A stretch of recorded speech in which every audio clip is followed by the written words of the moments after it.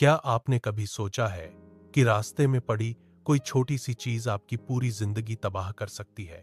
कोलकाता के बाबू बाजार की रहने वाली आयरा की यह कहानी सुनकर आपकी रूह कांप जाएगी। एक लड़की जो कल तक बेइंतहा खूबसूरत थी, आज क्यों एक जिंदा लाश बनकर रह गई है? एक ऐसी गलती जो उसने अनजाने में की और अब वो जिन के साए में कैद है। अगर आप ये कहानी सुनना चाहते हैं तो वीडियो को बिल्कुल भी स्किप मत कीजिएगा। अस्सलाम अलैकुम दोस्तों, सुफिया खातून एट ऑफिशियल चैनल में आप सबका स्वागत है। आज मैं आप लोगों के लिए एक ऐसी कहानी लेकर आई हूं जो दिल को दहला देने वाली है। यह एक सच्ची कहानी है जिसे मैंने अपनी आंखों से देखा है।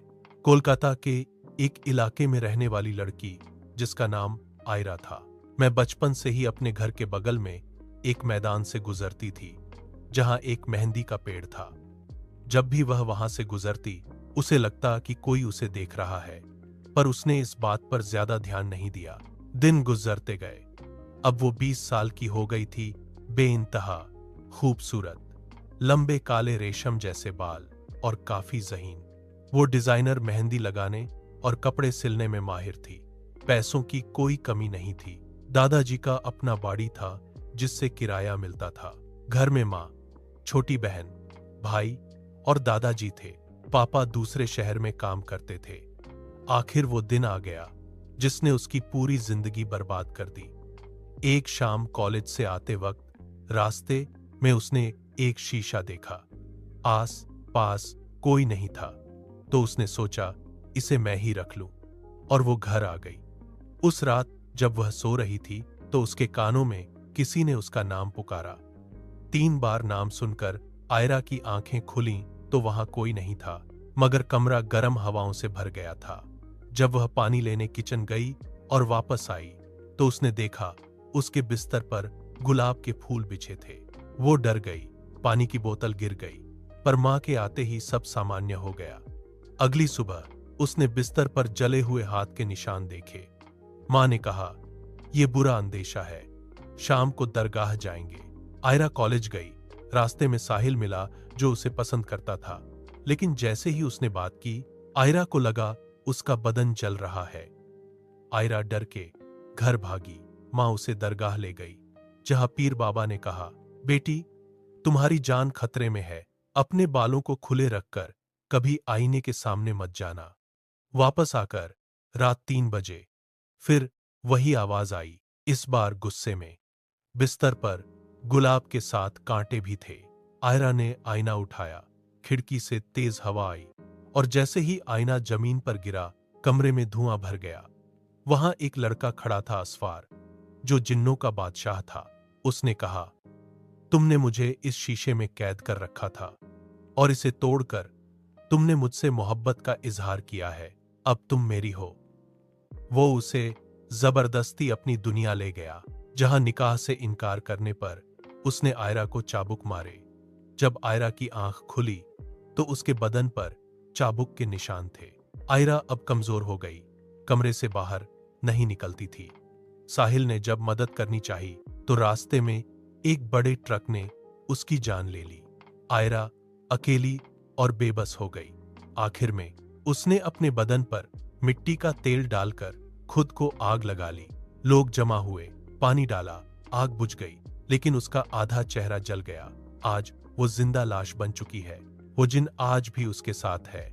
दोस्तों, इस कहानी का सबक यही है कि रास्ते की किसी चीज को उठाकर घर न लाएं और खुले बालों में आईना न देखें, क्योंकि इससे जिन आकर्षित होते हैं। अक्सर हमारे बड़े बुजुर्ग हमें ऐसी बातें बताते हैं, पर हम उन्हें अनदेखा कर देते हैं।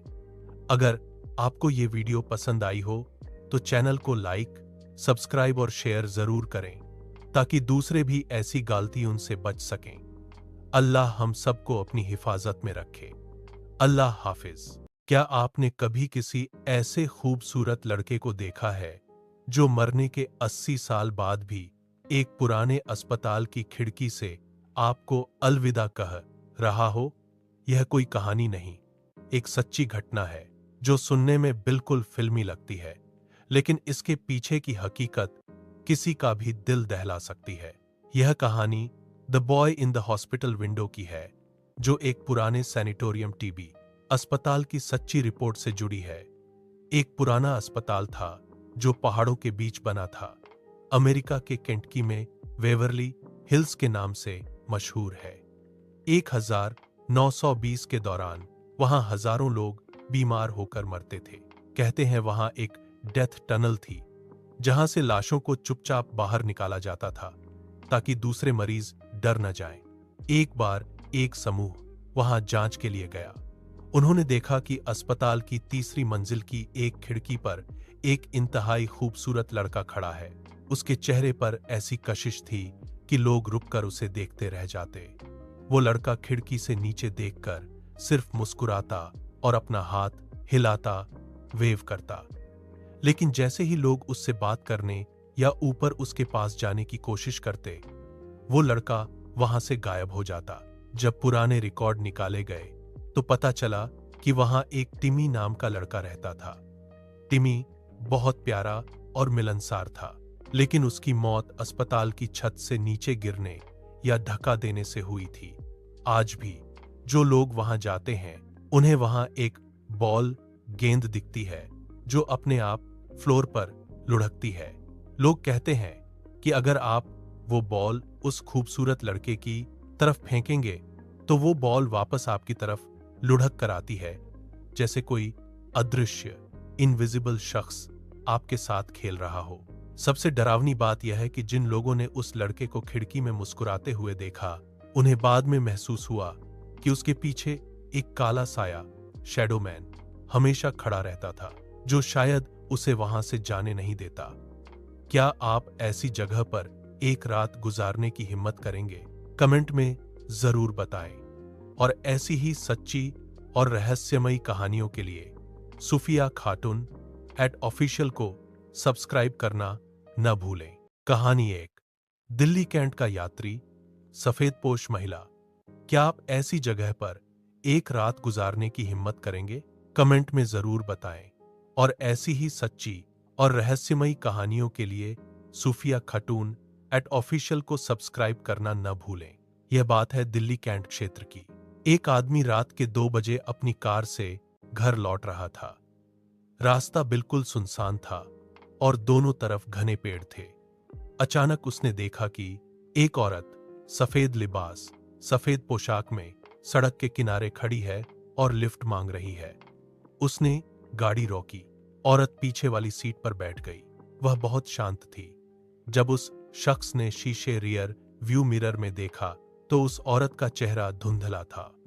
डर के मारे उसने घाटी की स्पीड बढ़ा दी, लेकिन जैसे ही उसने साइड में देखा, वह औरत गाड़ी के साथ साथ 100 किलोमीटर घंटा की रफ्तार से दौड़ रही थी। उसने जोर से ब्रेक मारा और जब पीछे देखा तो सीट खाली थी। नैतिक आज भी लोग कहते हैं कि वहां रात में गाड़ी रोकना मौत को बुलावा देना है। क्या आपने वहां से गुजरते वक्त कुछ महसूस किया है? कहानी 2, कुलधरा का शापित गांव, राजस्थान। एक ही रात में पूरा का पूरा गांव गायब हो गया। 200 साल बीत गए, पर आज भी वहां कोई जिंदा इंसान रात नहीं गुजर सकता। राजस्थान का कुलधरा गांव। कहते हैं 1800 के दशक में यहां पालीवाल ब्राह्मण रहते थे।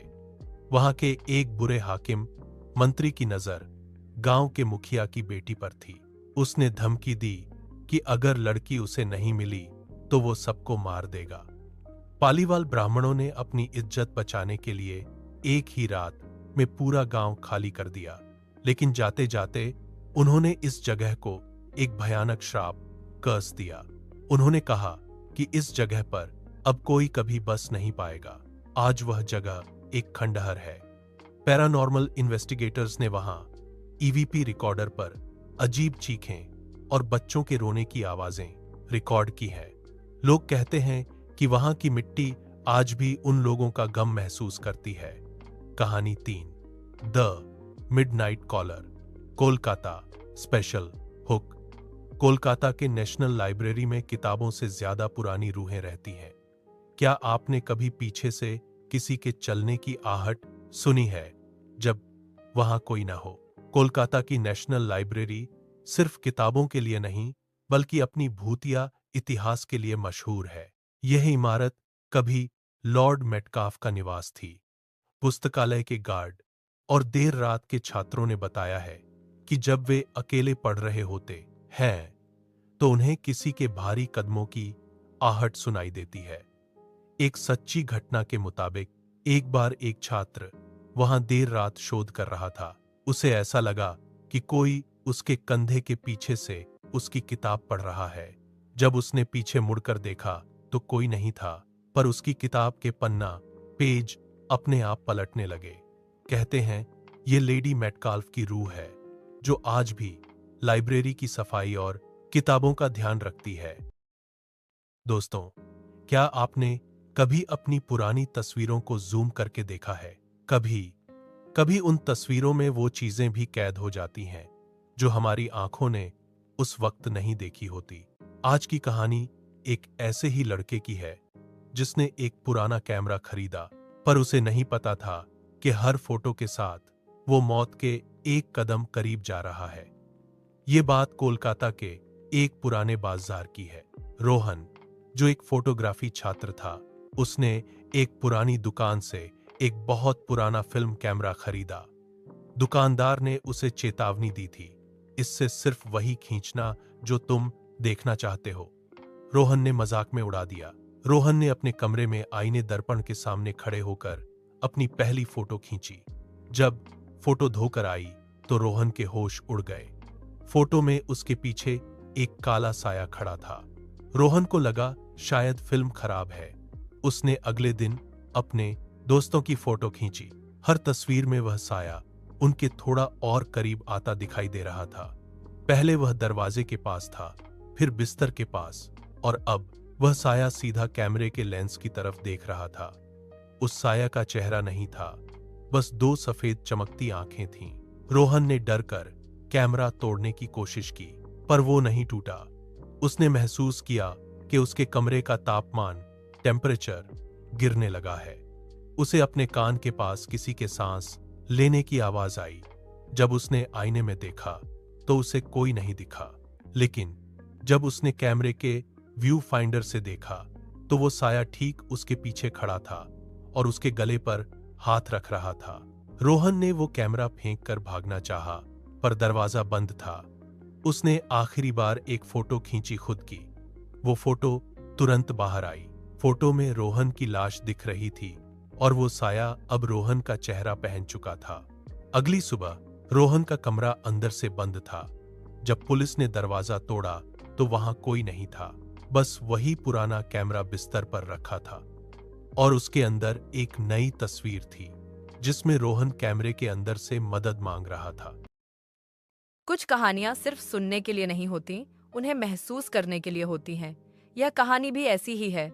एक छात्रावास, एक कमरा और एक साया जो आज भी वहां भटकता है। रात का तीसरी मंजिल। यह वाकया एक MBBS छात्र सारा के साथ हुआ। छात्रावास की इमारत बहुत पुरानी थी और वहां के कमरा नंबर 304 को हमेशा बंद रखा जाता था। एक रात भारी बारिश की वजह से छात्रावास की लाइट चली गई।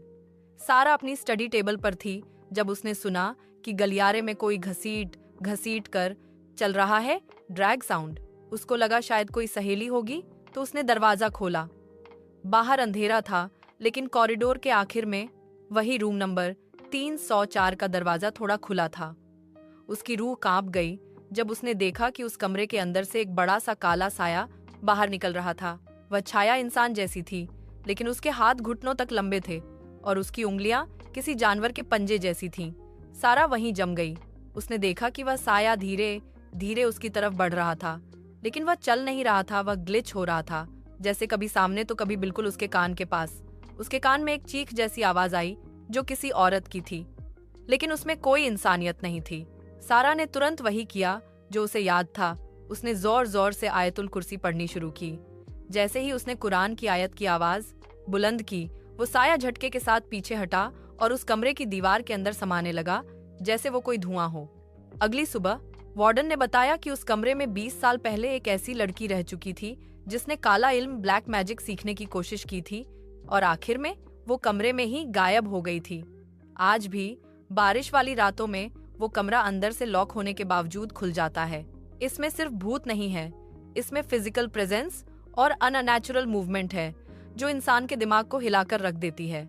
लोग अक्सर सोचते हैं कि वे किसी चीज को कंट्रोल कर लेंगे, लेकिन जो चीज आलम गैब अदृश्य दुनिया से जुड़ा हो, उसके साथ खेलना अपनी मौत को दावत देना है। अल्लाह ने जिन्हों को उनके मकान में रहने की इजाजत दी है, हमें उनके मामलों में बिल्कुल नहीं पड़ना चाहिए।